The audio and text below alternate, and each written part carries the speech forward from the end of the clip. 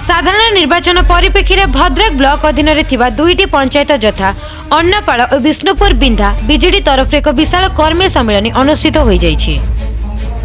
प्रथमे अन्नपाड़ विशाल bike rally रे विधायक प्रार्थी प्रफुल्ल सामल को मंच निकट को कर्मी माने पाछुटी आनिथिबा बेले मंच सामने बसिथिबा शताधिक महिला सह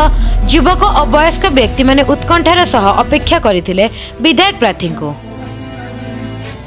तेबे एही कार्यक्रम रे देखिबाको मिलिथिला जनसमुद्र महिला युवक छात्र और वयस्क व्यक्ति माने एही समावेश रे योगदान करी समावेश रे शोभा बढ़ाइथिले। तत्पर विष्णुपुर बिंधा पंचायत तरफ आयोजित कर्मी समावेश अन्नपाड़ कॉलेज पड़िया ठारे बहु महिला युवक वयस्क बीजेडी कर्मी को नहीं अनुष्ठित होइतिला। एही कार्यक्रम रे विधायक प्रार्थी तथा पूर्वतन मंत्री प्रफुल्ल सामल, ब्लॉक अध्यक्ष उर्मिला नायक, उपाध्यक्षा मुकुंददेव सामल, बीजेडी जिला सभापति जगन्नाथ स्वाई, ब्लॉक सभापति प्रफुल्ल नायक सह पंचायतर प्रतिनिधि माने मंचरे उपस्थित रही मंचर शोभा वर्धन करथिले। तेबे माँ को सम्मान गाँ को काम बिजु जनता दलर अन्य नाम कही भाषण आरंभ करथिले विधायक प्रार्थी प्रफुल्ल सामल।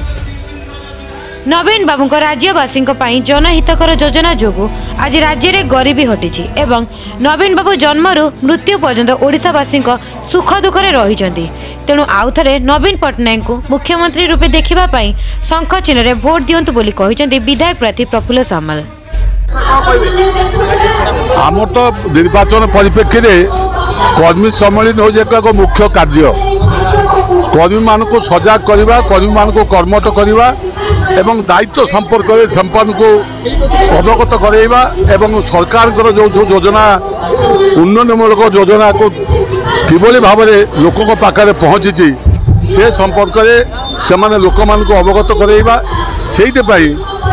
कर्मी सम्मेलन आवश्यकता रही। आपण निजे देखिले ये प्रथम कर्मी सम्मेलन अच्छी ता नुहे किंतु आमर निर्वाचन परिप्रेक्षी कर्मी सम्मेलन आरंभ हो जाइए। आज अन्नपाड़ पंचायत जे कि गोटे मुख्य पंचायत से पंचायत आज कर्मी सम्मेलन अनुष्ठित होची एवं से सम्मेलन में केते संख्यक कर्मी भाई भौणी माने उपस्थित होती आपण माने निजे अनुभव करथिबे। आज यही जो बहु जनसमावेश होती जो कर्मी समावेश होती ता मूल कारण है नवीन बाबूकर जो दृढ़ नेतृत्व ओडिशा पई जो तांकर विकास कार्यक्रम तापर ग्रामाभिमुखी योजना फल अन्नपाड़ पंचायत रे बहु उन्नयनमूलक कार्यक्रम आरंभ होती एवं पूर्व जो विधायक थिले से बहु कार्य को आरंभ कर जो कार्य गुड़िक असंपूर्ण अच्छी ता संपूर्ण करा षष्ठ थर मान्यवर नवीन पट्टनायक को मुख्यमंत्री करने भद्रकवासी अन्नपाड़वासी संकल्प नहीं एक आज सभार आप अनुभव करें एवं ता सहित भी जी एमएलए एमपी प्रार्थी होती समर्थन देवे। मु एमएलए प्रार्थी होते भी ये मो पाई पुराना नुआ जगह नुहे ये मो पाई पूरा पुराना जगह मो तीन थर यही निर्वाचन निर्वाचित होती अन्नपाड़ बहु भोटर आगु जययुक्त होती। तेणुक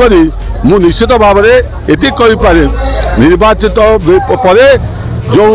आमर जो विजु जनता दल सरकार नवीन पट्टनायक नेतृत्व में गठित होब मोर कार्य रे आम भद्रकर सामग्रिक विकास सहित जो जो कार्य मुख्य कार्य रही संपूर्ण करवा एवं अन्नपाड़ पंचायत को एक आदर्श पंचायत में परिणत करने जो जो कार्य परिवार कथा ता प्रति अग्राधिकार दबा। मु पुणी थे जनसाधारण को धन्यवाद कृतज्ञता जनाऊे जो अहेतुक सहयोग समर्थन पाई। भद्रकवासी बहुत दिन दाबी मेडिकल कॉलेज आप जानते जदि मेडिकल कॉलेज बा विश्वविद्यालय है ताको विजु जनता दल सरकार कर नवीन पट्टनायक कर आउ कई करें ना कहीं